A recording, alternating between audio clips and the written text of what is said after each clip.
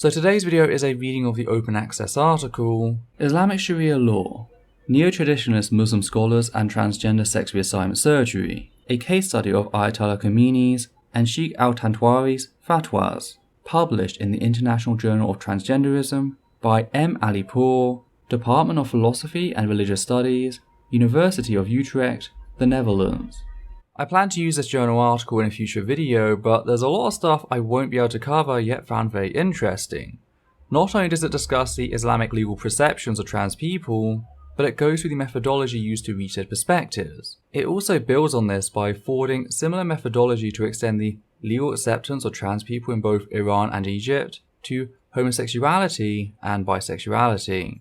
I do disagree with the author at various points. For example, the way they define trans people by the trapped in the wrong body trope rather than simply being assigned the wrong gender at birth. And even though it was published in 2019, the author doesn't seem to have much understanding of the etiquette surrounding writing about trans experiences. So there's a lot of dead naming and misgendering, sometimes rather meaninglessly as they switch back and forth. But the article still offers us a lot. Therefore I just wanted to put it out there in a manner which can be played and listened to, as I think many people, whether they be trans, gay, bisexual, or secular, have a lot to learn by listening to what it contains. So with that out of the way, let's get down to it. The attitude of Islamic scholarship and law with regard to the issue of transgender sex reassignment surgery is still an important subject for Muslim transgender people. This operation was mostly regarded as sinful, thus prohibited, haram, in Islam by both Sunni and Shia traditional scholars. But in the late 1980s, sex reassignment surgery was legalized, made halal, in Shari'a and/or state law by the fatwas of Ayatollah Khomeini in Iran and Sheikh Mohammed Al-tantawi in Egypt. It seems that these fatwas should initially be considered as an indication of Islamic tolerance towards transgender Muslims. This article explains how the transgender Muslim situation prompted the fatwas on sex reassignment surgery, therefore how the fatwas ultimately expand the scope of Islamic tolerance. This paper analyzes the main judicial reasons behind Khomeini and Al-tantawi's issuing such progressive fatwas to their classical methodology of understanding the Islamic concept of ijtihad. Following the same methodology, the article, as further discussion, offers to open up an Islamic debate over similar related cases such as homosexuality and bisexuality, aiming to improve Islamic tolerance or acceptance of these phenomena. Gender ambiguity and Muslim societies. In the pre-modern period, Muslim societies were aware of 5 manifestations of gender ambiguity. This can be seen through figures such as Kasi, eunuch, the hijra, the mukannaf, mamsus, and the kumpha, hermaphrodite/intersex. Cassis, eunuchs, are castrated human males. They were employed as guards and servants in harems and as chamberlains to kings in the Middle East and in China. In fact, cassis are persons who have male sex organs and are raised as boys until castrated, mostly by cutting off the testicles. By this operation, cassis do not change to female, but are left in an in-between position legally and socially, belonging to neither gender. Hijras are people who are born with male sex organs and raised as boys, but after becoming adults they assume a female identity. In South Asian countries such as Pakistan and Bangladesh, many voluntarily undergo ritual castration to remove their testicles and penis. Hijras wear female clothing, grow their hair long, use makeup and wear jewelry. They try to exaggerate their role by copying the female voice. They are conceived as third gender, neither male nor female, in their societies. The mukannaf, according to later Muslim lexiconographers, mostly identify as a man who resembles or imitates a woman in the languidness of his limbs or the softness of his voice. Mukannaf therefore are people who are born with male sex organs. This was also the understanding of the term held by early Muslim lexiconographers, who believed that the term mukannaf was derived from kanafa, which means to fold back the mouth of the water skin for drinking. Therefore, mukannafan were so called on account of their languidness, while languid women were called kunaf. Though this meaning of mukannaf somehow concurs with the prophetic traditions, hadiths, it is not the same as hadith's description of the term. Therefore, some other Muslim lexicographers, such as Al-Khalil B. Ahmed in Kitab al-Ain, believe mukannaf derives from kuntha, or hermaphrodite/intersex, on the basis of parallel gender ambiguity. According to the latter, a mukannaf is a hermaphrodite/intersex person, and therefore would be categorized in that group. But according to the former meaning of the term, mukannaf is a male with effeminate behavior. Therefore, it does not explicitly describe sexual organs, sexual behaviors, or sexual orientation. Later on, in medieval times, mukannaf also came to be used for those persons who took on a passive role in same-sex acts. Mamsus are persons who lack either male or female genitals. Finally, kunthas, hermaphrodites/intersexes, are people who possess both male and female sex organs or genitals. All the groups described above have had a hard time living in their respective Islamic patriarchal cultures and societies. Indeed, traditional Muslim scholars and jurists often just ignored them. Of the 5 groups, scholars only discussed kuntha and mamsu because, according to their point of view, these 2 groups, unlike the other 3, are biologically ambiguous. Scholars discuss them because their ambiguous nature had to be defined in relation to Islamic duties. Therefore, Muslim jurists mostly talk about mandatory practicing of kuntha and mamsu in different contexts of Islamic jurisprudence, fiqh, such as purity, prayer, pilgrimage, marriage, inheritance, and penalty. However, even though these practices were discussed by traditional Muslim scholars, who were usually raised in patriarchal cultures and believed in Islamic theological patriarchy, this clearly did not mean that kuntha and mamsu could live in Islamic societies with honor and without suffering from discrimination and oppression. The modern term transgender describes both women and men who feel that they are trapped in the wrong bodies and may decide to change their bodies through sex-reassignment surgeries. This identity does not sit easily with the categories established by Islamic societies in pre-modern Islam. Nevertheless, there are overlaps and, of course, many transgender persons exist and have existed in Muslim societies. In recent decades, transgender people have become more visible as they openly struggle to achieve their rights. They have begun to protest against the marginalization, violence, and discrimination entrenched in patriarchal culture. In this article, I will show 2 examples of such struggles, one from Egypt and the other from Iran. We shall see how these struggles caused 2 important neo-traditional scholars to issue fatwas legalizing SRS by Sharia law and thus state law in the Iranian case. These fatwas can be seen as the first step toward giving transgender Muslims the right to live out their Islamic ideals. Transgender Muslims are struggling. A study on 2 cases in Egypt and Iran.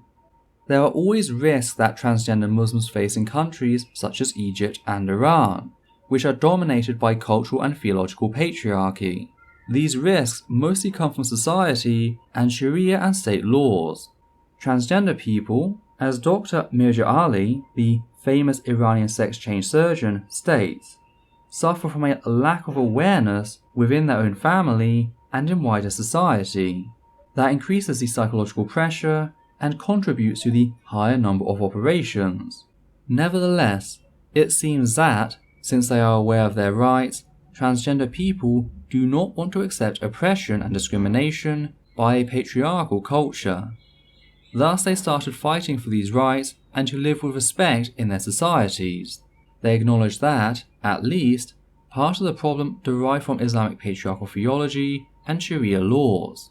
Therefore, they wisely started to struggle for their rights from this perspective. According to these transgender activists, it could be easier to modify cultural behavior as well as state laws if they could make Muslim scholars revise their approach towards transgenderism.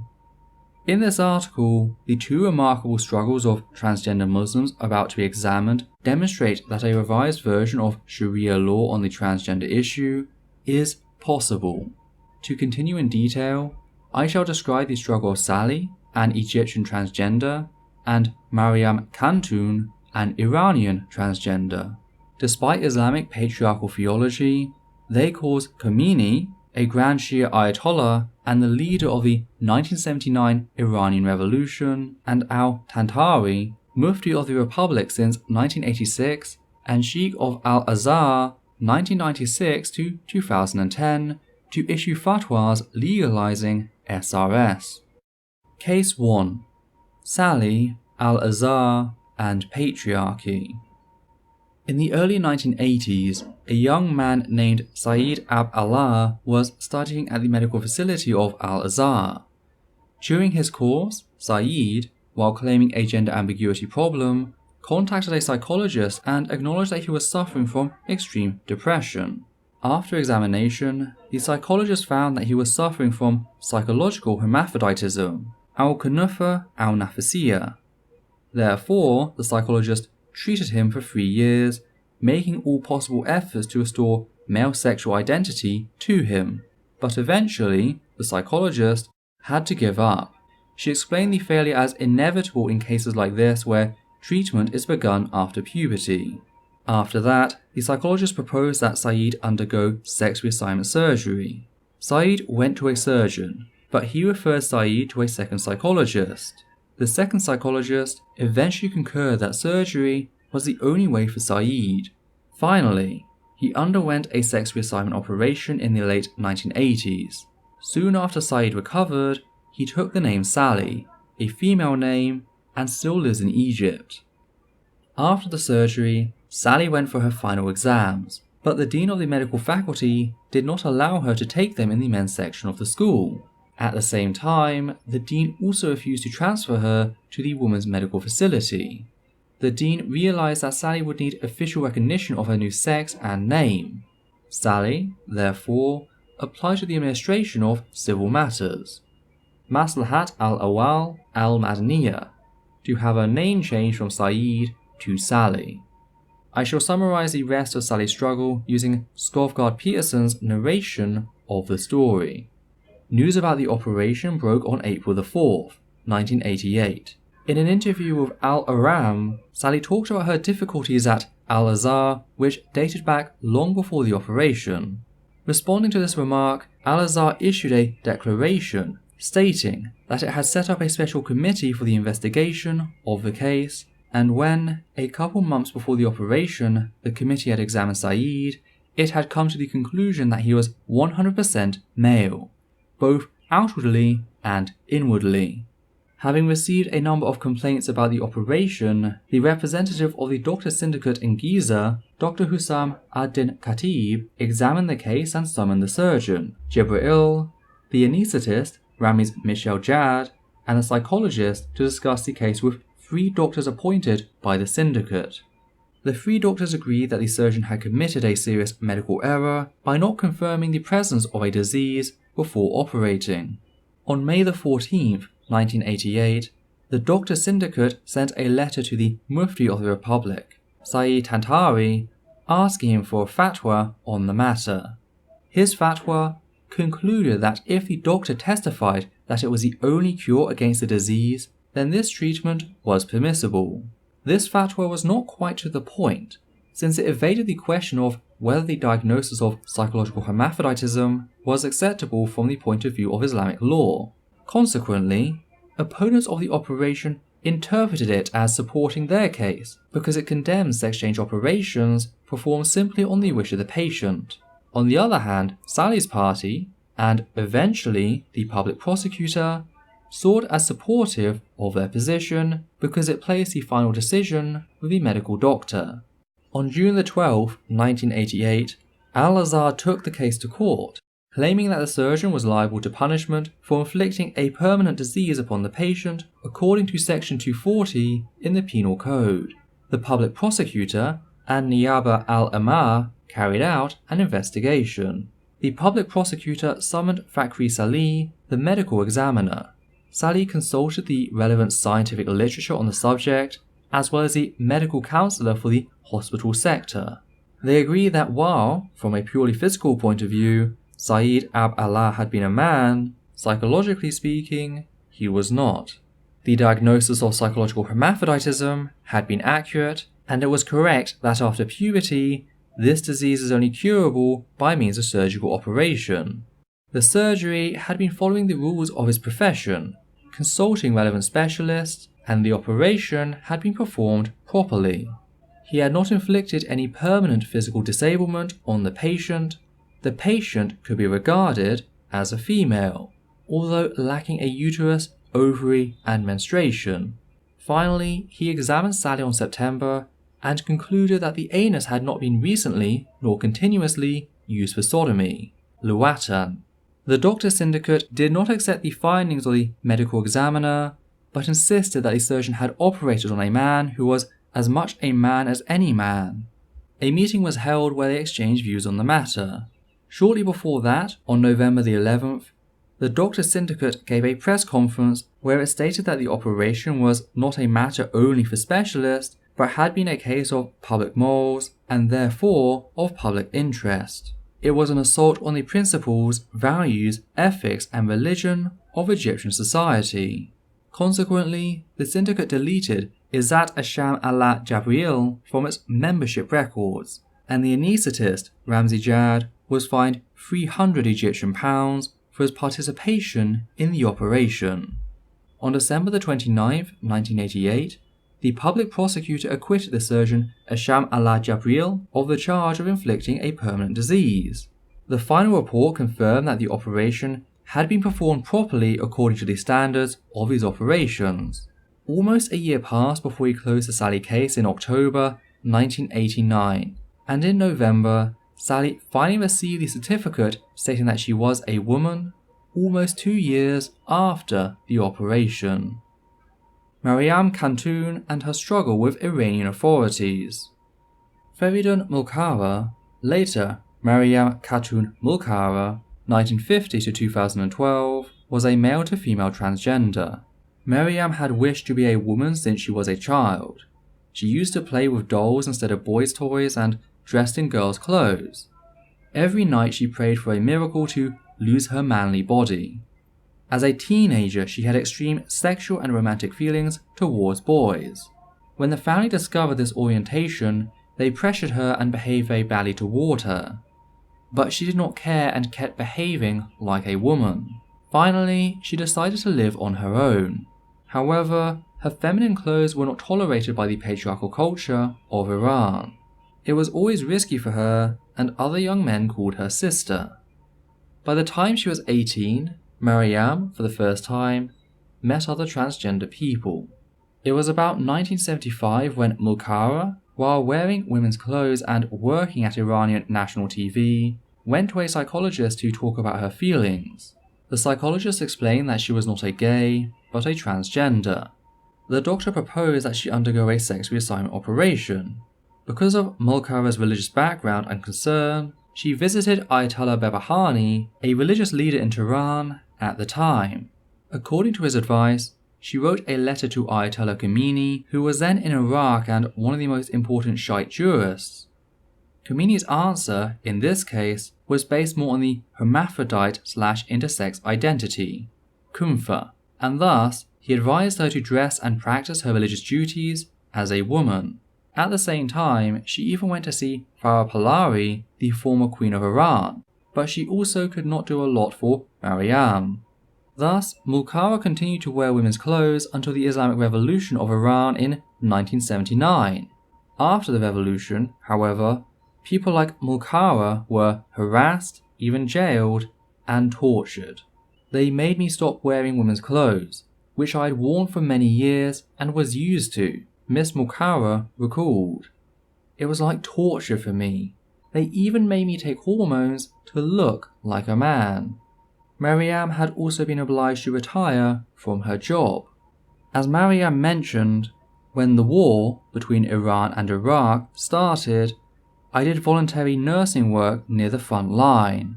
When I bandaged wounded men, they sometimes felt as though a woman was doing it because I was more gentle, and I overheard them wondering what kind of person I was. Some of the chemically wounded patients had sores that needed to be dressed near their groins, and sometimes they implied that they had sexual feelings for me. This time, Maryam went to visit Ahmad Jannati, one of the conservative authorities of the Islamic Revolution, complaining about the situation and asking for tolerance towards transgender people. Jannati told her to write a letter to Khomeini. Maryam, for the second time, wrote explaining her situation and asking him to issue a fatwa for transgender persons who had undergone sex-reassignment surgery. Khomeini's answer was more or less the same. It was about hermaphrodite/intersex people, not transgender people. Indeed, Maryam was not sure if the Ayatollah understood her case correctly. So this time she decided to see the Ayatollah in person and explain her situation as a transgender woman trapped inside a man's body. Visiting the Ayatollah, however, required penetrating multiple levels of security before coming face to face with him. Therefore, it took her 8 years after the revolution, in about 1986 to 1987, to meet him. She wore a man's suit, carried a copy of the Quran, and tied shoes around her neck. The security guards, in fact, started beating her until Khomeini's brother, Hassan Pasandadeh, suddenly saw and stopped them, and took her into the Khomeini's living room, no less. Maryam Khantoun remembers warmly the time she entered their private quarters. It was like Behesht, paradise. Mulkara, 55, said of the meeting 22 years before, "The atmosphere, the moment, and the person were paradise for me. I had the feeling that, from then on, there would be a sort of light." Khomeini listened to Maryam's story. Then he consulted with 3 of his trusted doctors on her case. Within half an hour, he issued a fatwa allowing Maryam and all transsexual Muslims to undergo a sex change operation. As Maryam explained, on the same day, she was gifted a chador, Islamic hijab, from Khomeini, the president of Iran at the time, and second supreme leader after Khomeini. Therefore, she started to wear women's clothes again and have Islamic hijab. She was also introduced to forensics and could get the first license for an SRS operation in Iran by state law on the same day. Also, she obtained a new birth certificate at the same time. Although Maryam could not undergo the surgical operations until 1997, her struggles and efforts thrust Iran into the role of a global leader for SRS. The Islamic government followed the fatwa and changed the state law. Even under the current state law of Iran, transgender SRS is allowed and supported by the government.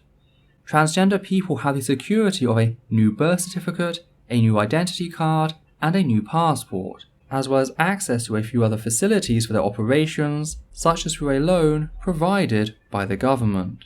Maryam received the famous fatwa from Khomeini, but her actions did not stop there. She established an organization to advise and help transgender people. In the end, after a long struggle for equality and transgender people's rights, she died in 2012 after a heart attack in her 60s. Though Maryam's efforts gave practical application to an embedded Islamic tolerance towards transgenderism in Shari'a law and thus state law, it would take even longer to be tolerated by the patriarchal society. Reviewing the fatwas. As we have seen, the struggles of Sally and Maryam caused 2 Islamic Neotraditionalist muftis to issue fatwas legalizing SRS. In this part of the paper, I shall review these fatwas, which had a religious, political, and cultural influence on Islamic societies. Al-Tantawi's fatwa on sex change operations, issued June 8, 1988. I use here a summarized version of the fatwa, translated by Skovgard Peterson.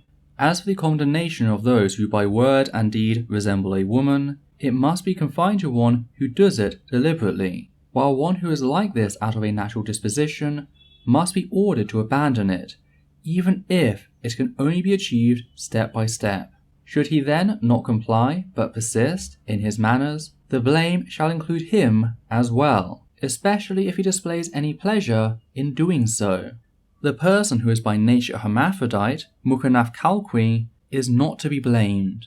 This is based on the consideration that, if he is not capable of abandoning the female, swinging his hips in walking and speaking in a feminine way, after having been subjected to treatment against it, he is at least willing to accept that it is still possible for him to abandon it if only gradually, but if he gives up the cure with no good excuse, then he deserves blame. Al-Tabari took it as an example that the Prophet did not forbid the hermaphrodite from entering the women's quarters until he heard him giving a description of the women in great detail. Then he prohibited it. This proves that no blame is on the hermaphrodite for simply being created that way. That being so, the rulings derived from these and other noble hadiths on treatment grant permission to perform an operation changing a man into a woman, or vice versa, as long as a reliable doctor concludes that there are innate causes in the body itself indicating a buried Matmura female nature or a covered Maghmura male nature, because the operation will disclose these buried or covered organs, thereby curing a corporal disease which cannot be removed, except by this operation. This is also dealt with in the hadith about cutting a vein, which is related through Jabir, a famous companion of the Prophet. The Messenger of God sent a physician to Abu ibn Kakba, one follower of the Prophet. The physician cut a vein and burned it. This hadith is related by Ahmad b. Hanbal and Muslim. What supports this view is what Al-Castellani and Al-Asqalani say on their commentaries on it. This means that it is incumbent upon the hermaphrodite to remove the symptoms of femininity. And this is further sustained by the author of Fath al-Bari, who says, having given him treatment in order to abandon it, is clear proof that the duty prescribed for the hermaphrodite can take the form of a treatment. The operation is such a treatment, perhaps even the best treatment. This operation cannot be granted at the mere wish to change sex with no clear and convincing corporal motives. In that case, it will fall under the noble hadith which al-Bukhari relates through Anas. The Messenger of God cursed the hermaphrodites among the men and the over-masculine women, saying, "Expel them from your houses," whereupon the Prophet himself expelled one, and Umar expelled another. This hadith is related by Ahmad and al-Bukhari. To sum up, it is permissible to perform the operation in order to reveal what was hidden of male or female organs. Indeed, it is obligatory to do so on the grounds that it must be considered a treatment, when a trustworthy doctor advises it.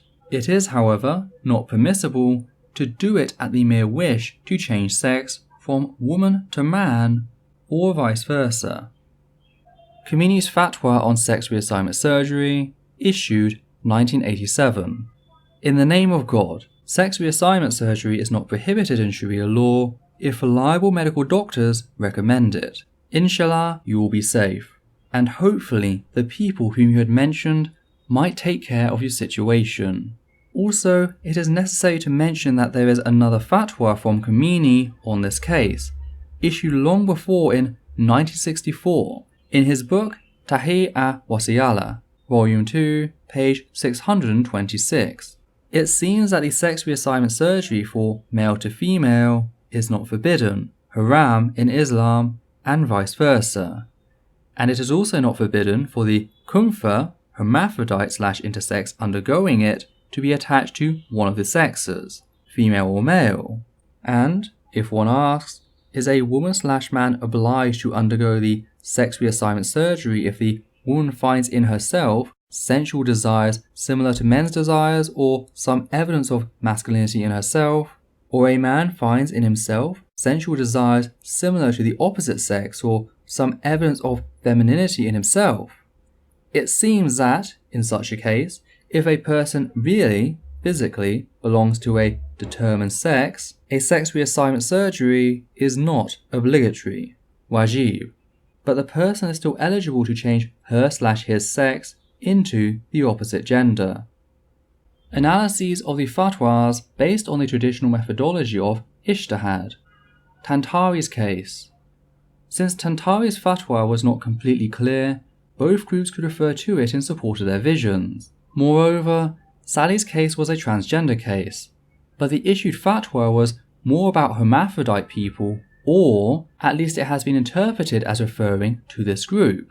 In addition, in Al-Tantawi's view, people cannot choose to undergo surgery at the mere wish to change their sex, because from his Islamic perspective, nobody can change his/her God-given gender, but she/he can find that her/his body structures are, at best, ambiguous based on his binary logic. She/he can have a specifically gendered anatomy, male or female, through medical therapy. All these points cause scholars who have studied this case in detail to critique the fatwa and its vagueness in relation to transgender Muslims. Skofgard Peterson, one of these scholars, explicitly stated that far from legalizing a sex change operation, Tantawi's fatwa denied the possibility of performing one altogether. However, I think, given the limitations of the classical method of ijtihad, Tantawi's fatwa could be considered a progressive one. There is, indeed, a positive attitude and tolerance towards transgender Muslims. I shall try to investigate and show such an approach in Tantawi's fatwa. Tantawi, unlike most traditional Sunni scholars, presents a new ijtihad on the case of transgender issue. As a Shafi, he follows the Shafi legal school. In line with the first stage of his method, he has to return all cases to the scriptures, Quran and Hadiths, and then the consensus of Muslims before resorting to a second stage, doing ijtihad through his opinion, rai, or analogy, qiyas. He does, however, already know that the subject of transgenderism, as such a new phenomenon, may not be found directly in the scriptures. As the case is also controversial among Muslims, there is also no consensus. In this way, through his expanded knowledge of Shari'a and great proficiency in ijtihad, Tantawi goes back to the analogous cases and applies analogy at the second stage.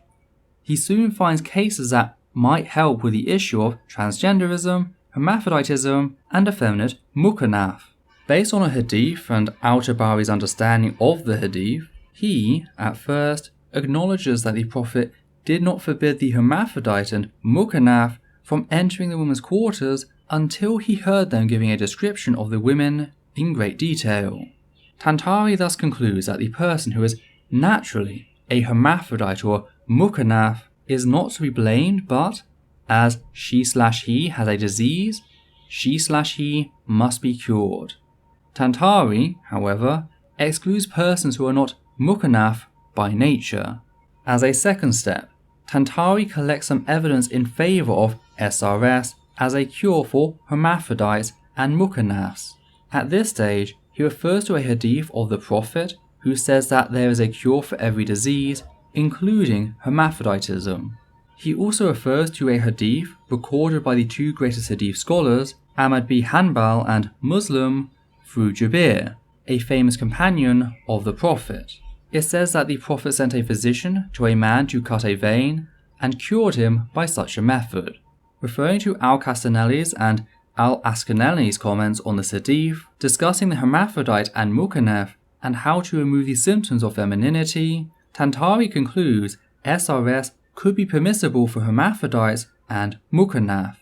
But, in his view, as a third and final step, such an operation needs permission from reliable doctors. It means Tantawi, besides analogy, employs a new science, such as psychological, medical, and surgical expertise. Therefore, his religious permission is ultimately based on sound professional advice. The important point is that the whole process, including the operation, must now be regulated as treatment. Given that, in effect, an operation is the best treatment or the only way to be cured, she/he must undergo it in order to reveal what was hidden by male or female organs. Conversely, Tantawi emphasizes it is not permissible to carry out the operation at the mere wish or whim of the patient, that is, to change sex from woman to man, or vice versa.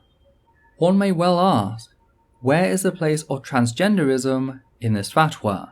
To answer this question, we must first not forget that Al-Tantawi has been asked to issue a fatwa on an identifiably transgender case. His fatwa, thus, must be related. He does, however, only talk about hermaphrodite and effeminate mukanaf.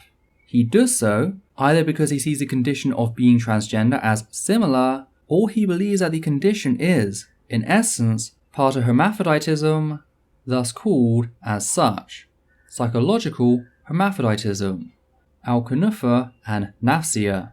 The latter could be true based on this part of his fatwa in which he says, if he is not capable of abandoning the female, swinging his hips in walking and speaking in a feminine way, and the former could be true if we consider his methodology of analogy mentioned above.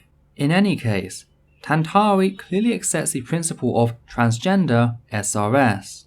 By employing analogous phenomena or by regarding hermaphroditism as including transgenderism, and by then trusting the new method of psychology, then surgery, his permission to undergo SRS is a thoroughly Islamic one. It is for people who are hermaphrodites or who feel trapped in the wrong body, al-kunufa and nafsiya. In his mind, through SRS, what may be discovered is one's real gender / inward essence, batin, which is covered by an outward appearance, zahir. To sum up, though Sheikh Al-tantawi prohibits undergoing SRS at the mere wish, he gives, however, permission for the procedure to transgender people who feel they are trapped in the wrong body and want to discover their real gender or sex. Such a fatwa, thus, has the capacity to expand the scope of tolerance in Islam towards transgenderism, either toward acceptance or at least coexistence.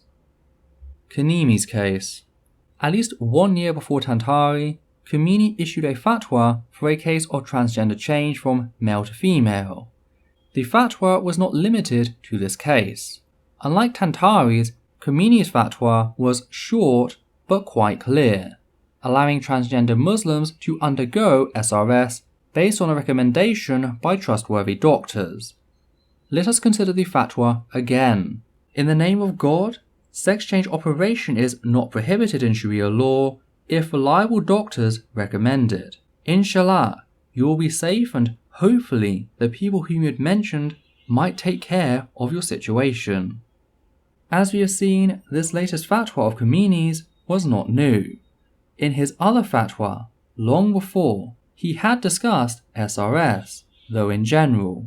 In fact, his old fatwa clearly includes every person who wishes to change her/his sex by this method.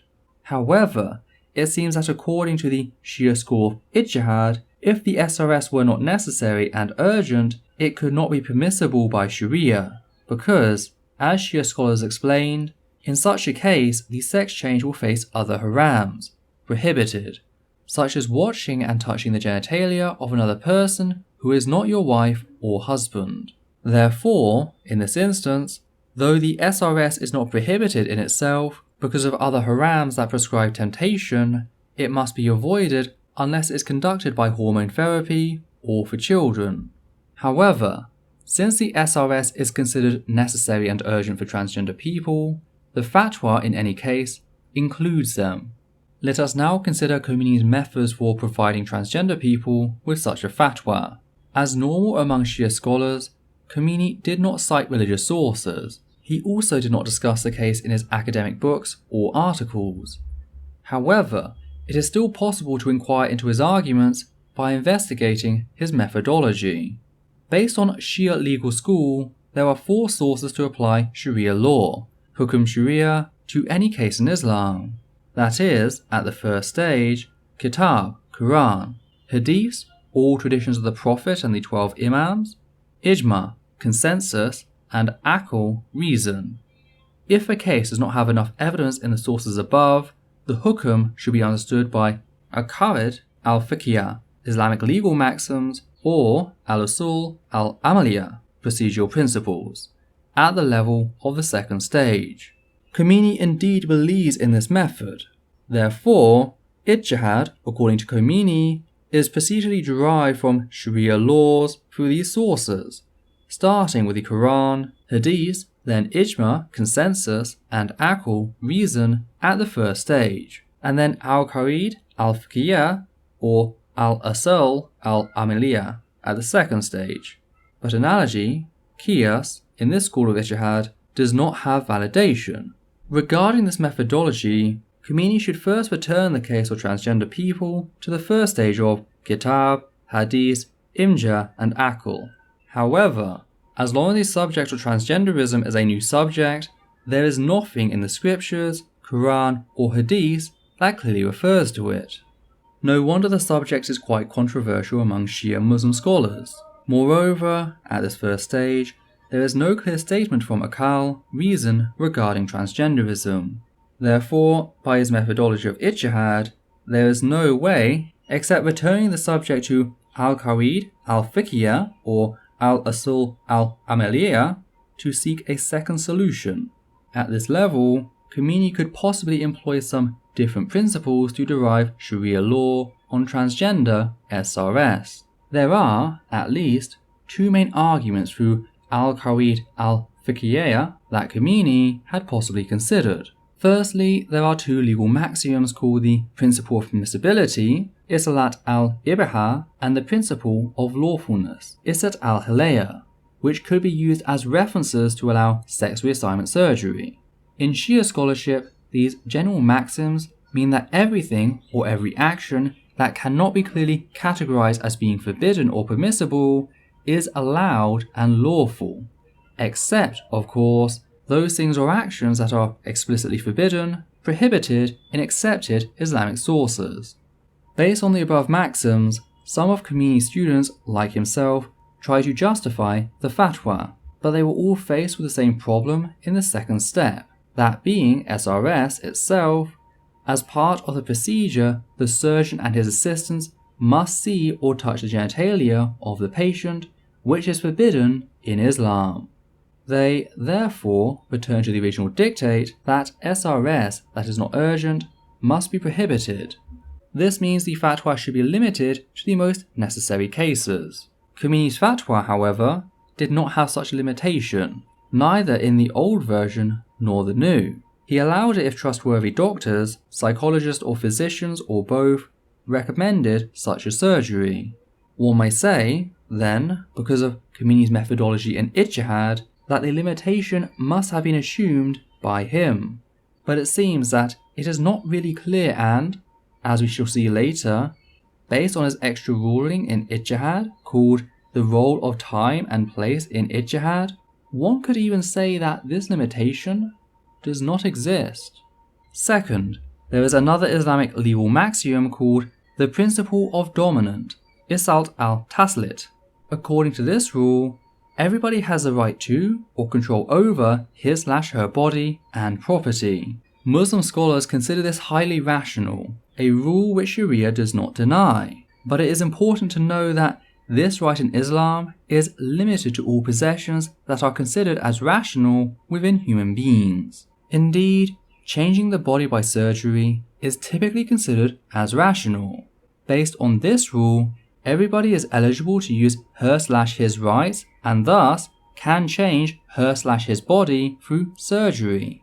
It is not hard to see that Khomeini partly bases fatwa on this rule. From al-Usul al-Amaliyya, based on Sheikh scholarship, Khomeini could consider the priority of Sharia exemption, Isalt al-Bariyat al-Shari'a.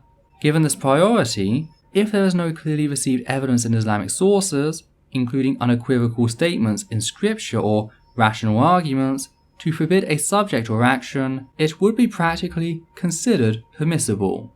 This is because the famous verse of the Quran, 17:15, states that Muslims will not be punished without a received message, and a hadith from Prophet Muhammad says that Muslims are relieved of that which they do not know by clear received evidence. Based on this principle, it can be concluded that, as long as there is no received evidence against transgender SRS, it should be considered permissible.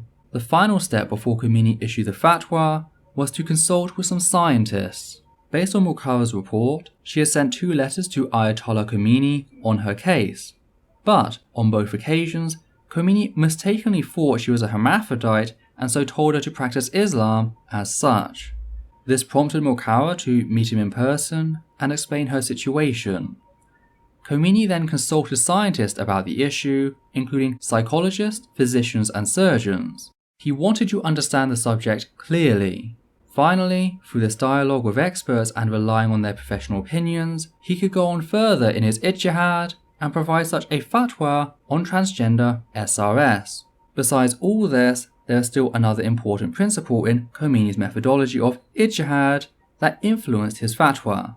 This principle has been named the role of time and place in ijtihad by the man himself. As he explained, ijtihad is dynamic when considering two important factors of time and place. If a subject has a special hukum in Shari'a in a particular time or place, the same subject, because of a different political and societal situation, might be changed in its hukum. It means ijtihad can adapt to cultural conditions, which inevitably change over the passage of time and variation in place. This rule makes the Islamic Sharia laws flexible over time and space, or, in general, across cultures. Some revisionist Islamic scholars, such as Fazlur Rahman, have also discussed this principle, but it seems that Khomeini came to this conclusion separately, through his personal experiences, struggling with the Iranian regime before the revolution and leading the country after it as supreme leader.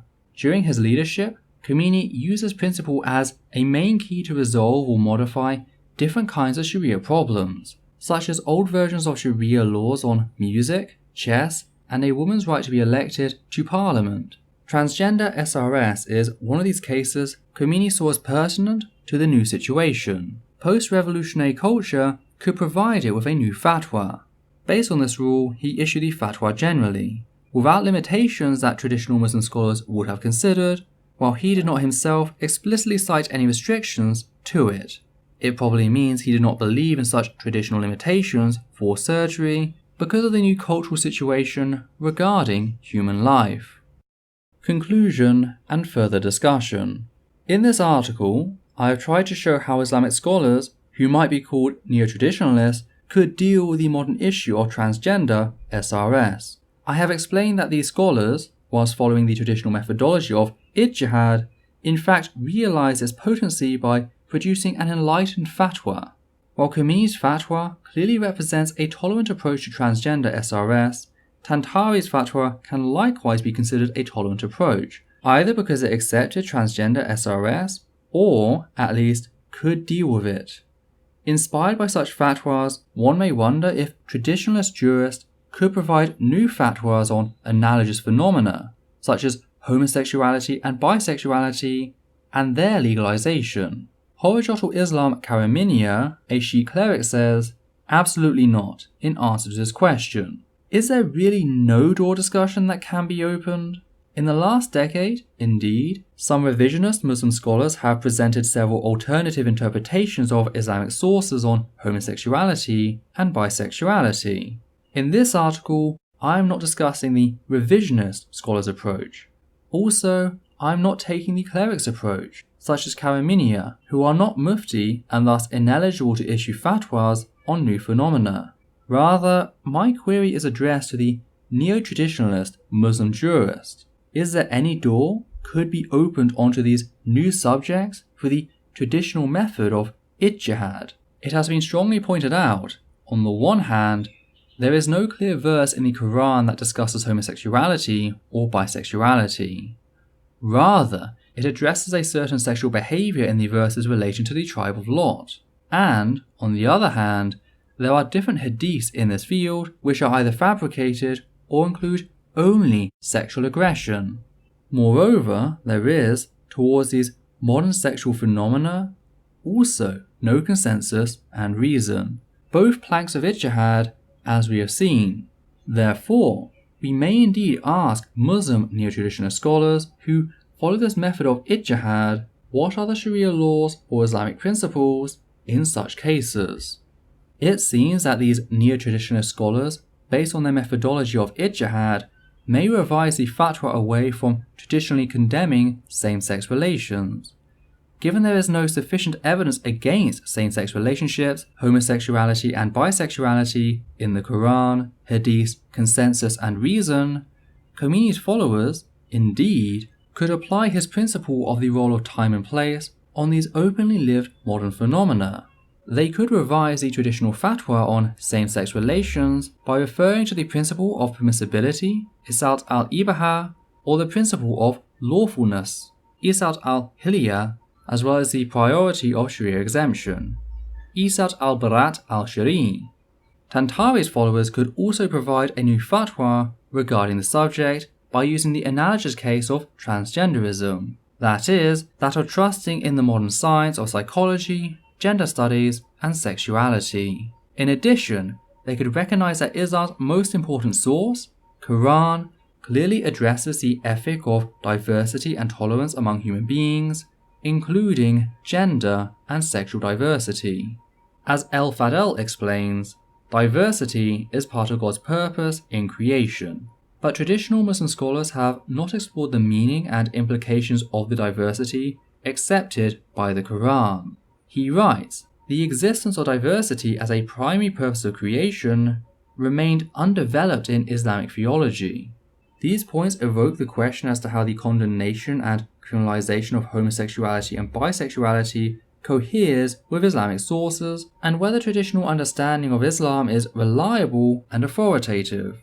This question could open up the possibility for Neotraditionalist Muslim jurists to develop a tolerant approach toward same-sex relations, given that such an open door could propel Islamic scholarship to provide homosexual and bisexual Muslims with progressive fatwas, which could extend the scope of Islamic tolerance to these millennia. So there you have it. I hope you gained something from this video. As always, please check out our other videos. You can also support Essence of Thought by Patreon, and in doing so, help us become ad-free. We'd just like to say a big thank you to everyone who's already given to the channel, giving a special thanks to the following people: Hannah Banghart, Matthew Kovac, Brad R, McGay, Amit Devojny, Danny Martinez, Robert McCallan, Zam Braxton, Atlas5, and Jennifer Hiller. And for myself and Adita, take care now.